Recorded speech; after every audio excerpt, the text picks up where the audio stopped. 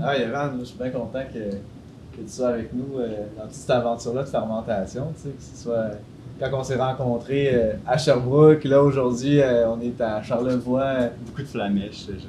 Ouais, c'est ça, beaucoup d'étincelles. Puis j'avais envie de te demander, tu sais, toi, dans le fond, c'est quoi pour toi la fermentation tu sais, dans ta vie? Je pense que la fermentation, ça prend la place dans ma vie qui, d'une certaine façon, a occupé l'espace historique de la fermentation. C'est-à-dire, comment on va faire pour manger cet hiver. Ah Puis, à partir de ça, c'est quoi les contenants qu'on va utiliser? Puis là, tu as quelque chose en Allemagne puis en Europe qui est arrivé aux mêmes conclusions qu'en Asie. On a développé les mêmes contenants à peu près dans les mêmes époques pour répondre aux mêmes impératifs. On va utiliser les mêmes techniques, le sel, de la même façon. Puis, de renouer à la fois avec l'histoire d'un patrimoine aussi ancien puis aussi diversifié dans l'histoire de l'humanité, mais d'avoir accès à faire des transformations simples, qui rehaussent le goût, qui amènent nécessairement un effet de communauté, puis on l'a vu aujourd'hui, on l'a vu avec les événements que tu as fait depuis des années, de rassembler des gens autour de quelque chose qui est fondamental. Qu'est-ce qu'on met sur la table? Qu'est-ce qu'on met sur la table qui vient d'ici? Comment on se réenracine finalement dans notre patrimoine alimentaire? C'est tout ça la fermentation. C'est comme c'est la place du terroir dans le fond qui est autour de nous puis qui finalement finit par nous habiter. Eh oui. Puis, Tu as quand même cette lunette-là de microbiologiste là. Absolument, mais tu sais, ma lunette de microbiologiste a été ma perspective de thérapeute chinois en tant qu'acupuncteur, parce que le corps est perçu comme un jardin en continuité de son environnement, mais là, c'est factuellement, littéralement, ce qu'on construit dans la fermentation. Tu prends le terroir vivant, tu l'inocules, tu l'ingères, puis fait qu'il y a comme cette continuité dans cette transformation-là qui répond à tellement de plans, tellement de choses qui sont magnifiques. Fait que tu dirais-tu genre que comme la fermentation, c'est des outils d'homéostasie comme culturelle, tu sais comme que ça permet à l'humain dans le fond d'être en forme d'équilibre avec son environnement? Définitivement. Définitivement. Tu sais, quand tu penses à tout, quand tu échoues une fermentation, quand tu as une grosse contamination, là, ben, tu peux pas te mentir à toi-même que tu as fait une erreur. Tu l'as d'en face. Puis quand c'est bon, quand tu as quelque chose de prodigieux, ben, tu le sais que tu as fait ta job comme il faut. Quand j'ai mis dans cette sauce-là le clavalier que tu m'as apporté il y a 2 ans, le misozuki qu'on a fait avec de l'avoine nue, puis le gingembre que mon ami m'a amené de son terrain, qui a essayé de faire pousser à Québec, puis là, ça a tout mariné ensemble pendant genre 2 ans. Comment ça peut donner une mauvaise sauce? Ouais. C'est impossible. Puis là, c'est d'avoir après ça, c'est la curiosité qu'on partage de vouloir aller pousser plus loin, de voir comment ils faisaient ça, mettons, en Corée, comment ils faisaient ça au Japon, comment ils faisaient ça en Chine, puis comment ça peut s'inscrire puis faire du sens avec ce qu'on a ici. T'sais. Exact. C'est plus ça le switch. Oui. Oui. Fait que d'honorer finalement le terroir, les histoires derrière les aliments, derrière les épices, puis à travers ce procédé, dans le fond, tu sais, de dire, OK, tu sais, que soit une lactose, soit un miso, soit peu importe le type, ben, de honorer ces aliments-là, puis les amener à un plein potentiel, comme inespéré, limite. C'est toujours une surprise, tu sais. Puis là, on jase, mais on peut retomber dans les rêves qui nous avaient fait nous rencontrer, mais tu sais, imagine, on parle vraiment de territoire local, imagine du pémican au koji, tu sais. C'est fou, là. Le pémican, dans le fond, qui est une fermentation autochtone. Exact. Puis là, de passer à, comme aujourd'hui au Québec ou sur notre territoire, à du koji, qui est dans le fond issu de l'Asie, qui était vraiment spécialisé au Japon, à comme le ramener ici avec nos légumineuses, nos grains, puis créer quelque chose qui, même au Japon, on n'oserait pas le faire parce que dans la tradition, ça, c'est comme ça que ça se passe, c'est autrement. Ici, ben, c'est ça, on a cette liberté-là aussi. Je sais que pendant quelque temps, tu n'avais pas de frigo chez vous. c'est comme on sait que, ça aide à conserver. Là, les fermentations, c'est un autre beat aussi. Mais je pense, tu le nommes bien en fait, ça l'induit un rythme qui est différent. Faut que si tu essaies de faire du miso ou même de la choucroute en plein milieu de l'été, ça va marcher, mais vraiment moins bien que si tu es dans le cycle où le chou a fini son cycle de croissance, la température diminue, dans l'air ambiant c'est plus frais, il y a moins de moisissure en circulation, tout est plus propice à ce que les gens se rassemblent parce que c'est la période des récoltes. Historiquement, c'était la période des corvées. C'est ça le moment où tu fais ça. Fait qu'il y a comme tout, pas juste une réappropriation de la culture culinaire, mais de l'appropriation de la culture du rythme de vie. Puis on en parle, je veux dire, la culture de pression, de réappropriation du temps long comme tel, de la toile qu'on tisse entre les gens. Puis Dieu sait qu'il y en a des gens qui s'arrachent les cheveux pour ramener les deux bouts ensemble. Là, tu as un outil qui te permet de te dire « Ah, mais là, dans 6 mois, tu sais, je vais peut-être manquer. » Non, tu as un chaudron de miso, tu sais que tu vas avoir de la soupe, tu sais qu'elle va être bonne. Puis, la même chose pour tout, là. Il y a comme un calme au niveau mental. C'est comme, ok, j'ai des réserves. J'ai des réserves que, comme, oui, je pourrais prospérer là-dessus. Tu sais, du miso, faire un bouillon de miso, tu ferais juste manger du miso, finalement, puis tu t'en sors bien. Ouais. Là, tout à coup, tu te rends compte, ah oui, c'est vrai, telle plante dehors, en dessous de la neige, elle est encore verte.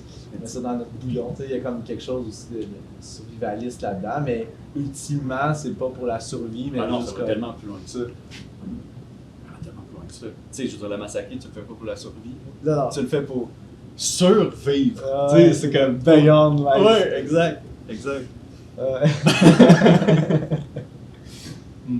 Mais je pense que il y a quelque chose aussi au niveau de la multiplication des possibles. Quand tu te projettes dans l'histoire agraire, encore une fois, en Asie, quand tout ce que tu as, c'est du riz, 2-3 légumes racines, à peu près peu importe ce que tu vas faire, ça va être long. Là. Fait que là, c'est comme comment tu fais pour rajouter des saveurs puis récupérer du plaisir? Là, en plus, on a la chance d'avoir l'abondance, d'avoir le luxe de pouvoir essayer des affaires. Exact. Fait en plus d'avoir les techniques qui permettaient avec très peu d'aliments à faire beaucoup, là on a beaucoup d'ingrédients avec plusieurs techniques. Fait que comment on arrive à faire du sens dans tout ça, mais des limites, parce qu'à un moment donné, c'est ça aussi, là. Je veux dire, faut se calmer les nerfs. Mais pas trop. Pas trop. Mais pas trop. Tu parlais du tofu inoculé avec du miso-suki. Oui. Oui, un nouveau type de fromage, en fond. Exact. Fromage. Mais oui. Mais parlons-en. Mais tu sais, dans le fond, on vient mélanger différentes formes de techniques de fermentation de différentes cultures. Tu sais. Fait que là, on a comme un tofu, tu sais, qui est un caillage d'une protéine. Puis ensuite de ça, ben là, on vient le mettre en genre de saumure de miso. Tu sais. Fait que là, tout à coup, ben, la protéine devient plus digeste, les saveurs du miso pénètrent. On a vraiment le côté salé aussi qui vient ajouter. Et là, après ça, c'est pas fini. Là, on vient l'inoculer d'une moisissure encore. Fait que là, cette moisissure-là vient faire une belle croûte autour du tofu, puis vient encore plus attendrir, encore plus faire pénétrer les saveurs, le faire vieillir. Et là, en le faisant déshydrater tranquillement, là, la moisissure, la seule affaire qu'elle cherche, c'est l'humidité, fait qu'elle rentre en dedans. Puis là, elle vient comme vraiment tout comme finaliser l'ensemble. Et là, on a comme un genre de parmesan de tofu, sans avoir besoin de faire avoir des gros laboratoires puis des grosses affaires de transformation.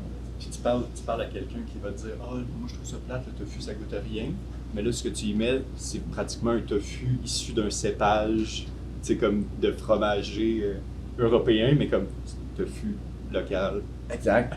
Exact, c'est comme limite c'est quasiment comme le lait. T'sais, oui, ok, un vrai lait cru va goûter quelque chose, mais comme on peut s'y faire au lait, le lait ça goûte pas grand chose. Mais du fromage vieilli, ça goûte en esti.